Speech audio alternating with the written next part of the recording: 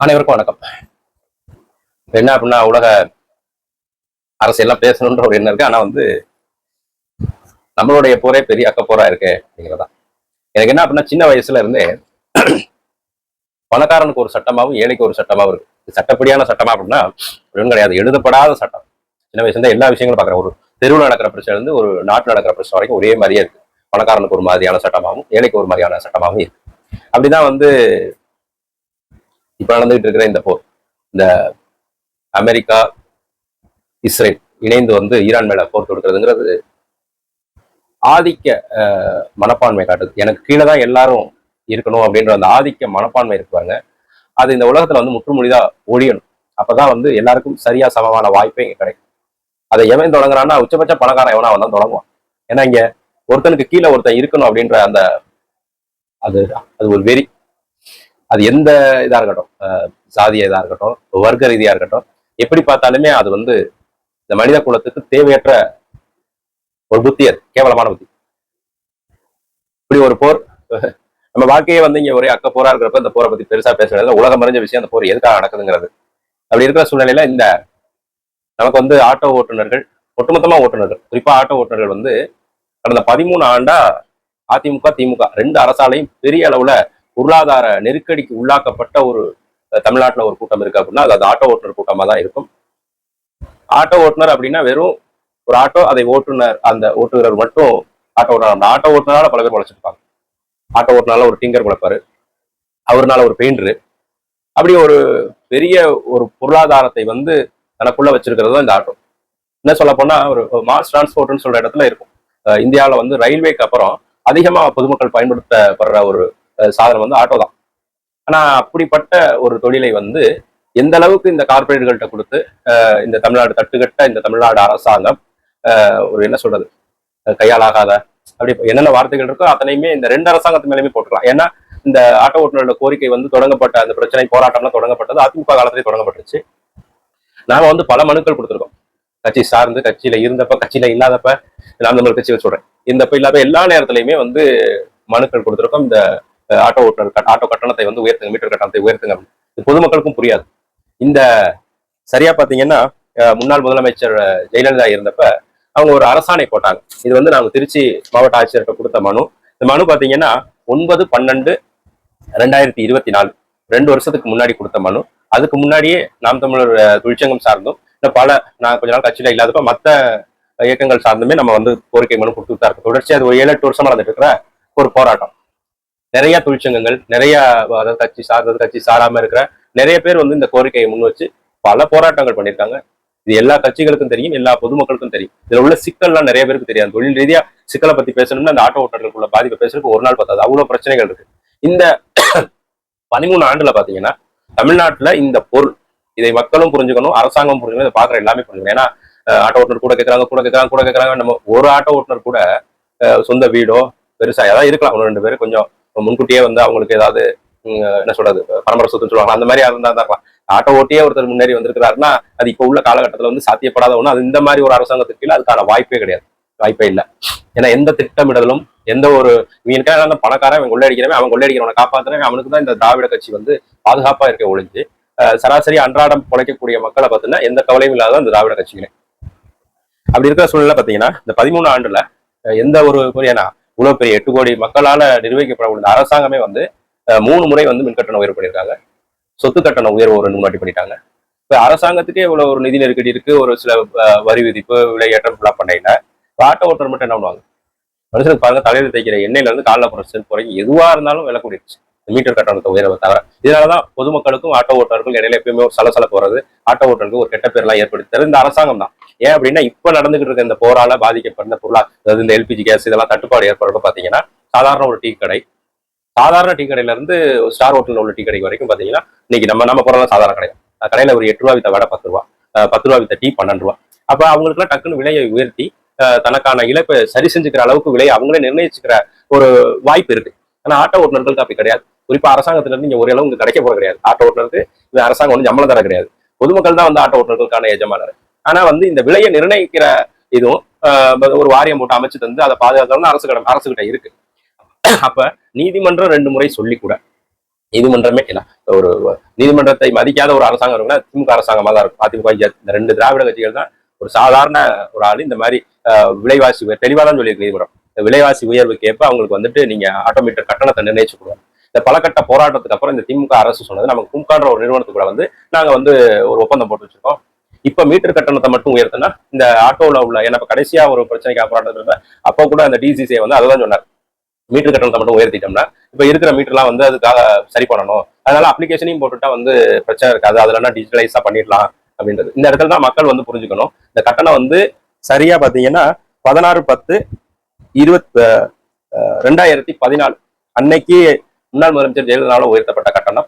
இன்னைக்கு நீங்க எந்தெந்த செயலியெல்லாம் பயன்படுத்துறீங்க, இந்த பன்னாட்டு நிறுவனோட செயலிகள் பயன்படுத்துறோம் இல்லையா, கார்பரேட் நிறுவனம் ஓலா ஊபர் ராபிட்டோ இதெல்லாம், இது எல்லாமே அன்னைக்கு வச்ச கட்டணத்துல தான் அதுல டிஜிட்டலைஸா வருது. ஆட்டோல இருக்கு இல்லையா மீட்டர், அந்த மீட்டர் கட்டணம் தான் அதுல டிஜிட்டலைஸா வருது. அதுல கொஞ்சம் கூட வருதுன்னா அது அவங்களுக்கான கமிஷனை தவிர ஆட்டோ ஓட்டருக்கான சரியான தொகை அதுல கிடையாது. அதுல இந்த கார்பரேட் நிறுவனங்கள் எப்படி எப்படிலாம் ஏமாத்த முடியும். இப்ப நாம உதாரணத்துக்கு திருச்சியில இருக்கோம். இப்ப திருச்சியில பாத்தீங்கன்னா திருச்சி தஞ்சை தேசிய நெடுஞ்சாலை அதுதான் எல்லாம் இருக்கு. இப்ப இங்க இருந்து நம்மளுடைய பழைய மத்திய பெருநிலையத்துக்கு போகணும் அப்படின்னா பாத்தீங்கன்னா முன்னாடி எல்லாம் ஆரம்பத்துல இந்த பைபாஸ் தான் ரூட் வரும். அப்ப பைபாஸ் ரூட் கட்டையில பாத்தீங்கன்னா உங்களுக்கு வந்து 180 ரூபாய் பக்கம் வரும். கூடுதலா ஒரு 30 ரூபாய் 40 ரூபாய் கேட்டு ஒரு 210 ரூபாய் 220 ரூபாய் கொடுத்துருவோம். அதுவே வந்து நான் சொல்றதே வந்து ஒரு 4 வருஷத்துக்கு முன்னாடி. இப்ப பாத்தீங்கன்னா அவன் எப்படிலாம் ஏமாத்தலாம்னா, ரூட்டை ஷார்ட்டா போறது மார்க்கெட் வழியா போட்டு, திருச்சி மக்கள் மட்டும் தான் புரியும், எல்லாருக்கும் புரியாது. அப்போ ஒரு 12 கிலோமீட்டரா போறத 8 கிலோமீட்டருக்கு அவன் ரூட்டை போட்டு இன்னும் காசை குறைச்சு 180 ரூபாய் கிட்ட இருந்ததா 130 ரூபாய் பக்கம் கொண்டு வந்தான். இப்ப மக்கள்கிட்ட வந்து இது பழைய கட்டணங்க, இது மார்க்கெட் வழியா தான் போக முடியும், 8 கிலோமீட்டருக்கு உண்டான ரூட் தான் இது, நீங்க பைபாஸ்ல போகணும் அப்படின்னா இன்னைக்கு உள்ள கட்டணத்துக்கு வந்து ஒரு 220 ரூபாய் 230 ரூபாய் வரும் அப்படின்னா ஒத்துக்க மாட்டாங்க. நானா இருந்தாலும் நான் போய் ஒரு துணி கடையில ஒரு துணி எடுக்கிறேன், அந்த இதுல வந்து ஒரு 900 ரூபாய் போட்டிருக்கு, பில்லு போற இடத்துல 1000 ரூபாய் போட்டான்னா ஒத்துக்க மாட்டான். ஒதுங்க சராசரி மனிதனுடைய மனிதர் கிடையாது.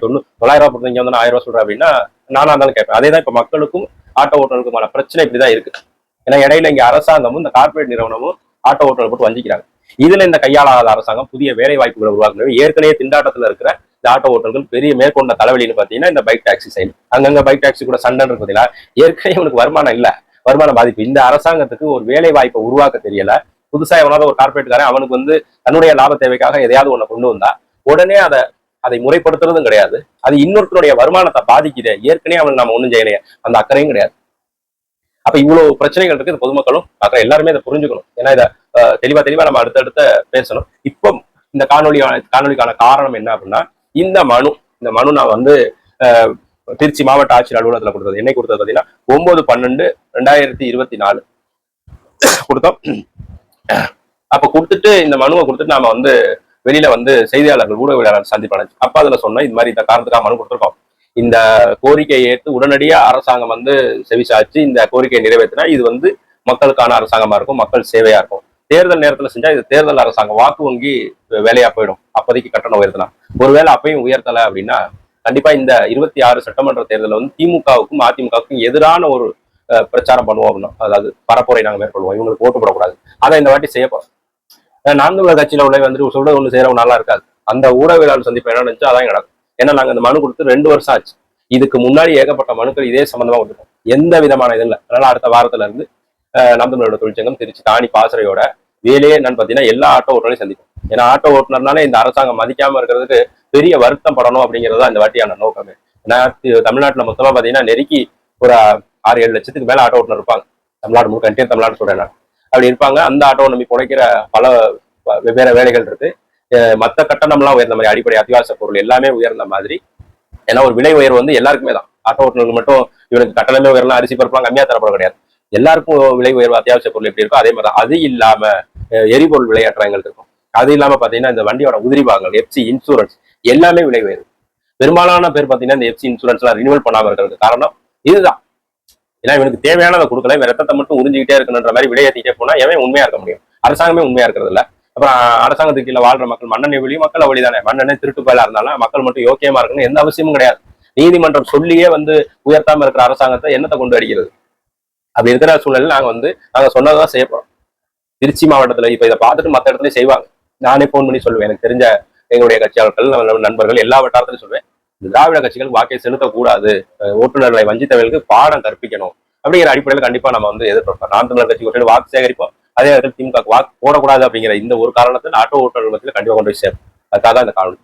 நீங்க இன்னைக்கு வந்திருக்க அந்த தாவேக்காக்கு வாக்கு செலுத்துவேன்னு நினைச்சீங்கன்னா இந்த அதிமுக திமுகவை விட மிக கொடூரமானது. அது தூக்குமாட்டி தொங்குறதுக்கு சமம். அதுக்கு ஏன்னா கொள்கை கோட்பாடு இல்லாம ஒருத்தர் நிக்கிறான் இந்த காலகட்டத்துலன்னா அவனை நம்பி பின்னாடி போனீங்கன்னா பெரும் பாதிப்பு. கொஞ்சமாவது இளைஞர்கள் வந்து சிந்திக்கணும். இதுல வந்து இந்த ஊடகத்துக்கு காசை கொடுத்து கருத்து கணிப்புன்ற பேர்ல கருத்து திணிப்பு கருத்து உருவாக்கம்லாம் அவன் இஷ்டத்துக்கு பண்ணி போறான் பாருங்க. இப்படி அது ஒழுங்கா விட்டா கூட மக்கள் சிந்திக்கிற காலம். இது ஊடகம் பண்ற வேலை இருக்கு. அப்பப்பா எதுக்குதான் அப்படி பண்ணல? காசை வாங்கிட்டா நியாய தர்மம்னே ஒண்ணு கிடையாது அவங்களுக்குலாம். இஷ்டத்துக்கா சொல்றது. சரி, ஆனா உங்க பிரச்சனை. மக்களுக்கு வந்து நல்லது கெட்டது இந்த காலகட்டத்தில் நல்லாவே தெரியுது. ஏன்னா இந்த சோசியல் மீடியால கொஞ்சம் கொஞ்சம் உண்மையை பேசுறாங்க. எங்கேயோ இருக்கிற உண்மையில எடுத்து பேசுற கொஞ்சம் ஆள் இருக்கனால அதன் மூலியமா மக்களுக்கு இன்னைக்கு உண்மை தெரிஞ்சுக்கிட்டு தான் இருக்கு. இந்த விதத்துல எல்லாருக்குமே உண்மை தெரியும். அதையும் தாண்டி வந்து நாம் தமிழர் கட்சிக்கு பெரிய ஒரு கனவு இருக்கு. இன்னைக்கு கூட அண்ணன் செந்தமிழ் சீமான் வந்துட்டு ஏற்கனவே செயல்பாட்டு வரைவு 214 314 சரியா ஞாபகம் இல்லை. இன்னைக்கு அதை வந்து இன்னும் 100 பக்கத்துக்கு மேல கூட்டி 462 பக்கம் நினைக்கிறேன் செயல்பாட்டு வரைவை வந்து வெளியிட்டிருக்காங்க. இது அண்ணன் எப்பயுமே சொல்லுவாங்க, நானே இல்லாட்டாலும் அடுத்த தலைமுறை இந்த புத்தகத்தை படிச்சே வந்து நாட்டை வழிநடத்த முடியும் அப்படின்னு. அப்படி ஒரு பெரும் கனவு அந்த புத்தகத்துக்குள்ள புதஞ்சு கிடக்கு. தயவு செஞ்சு அதை வாங்கி படிங்க.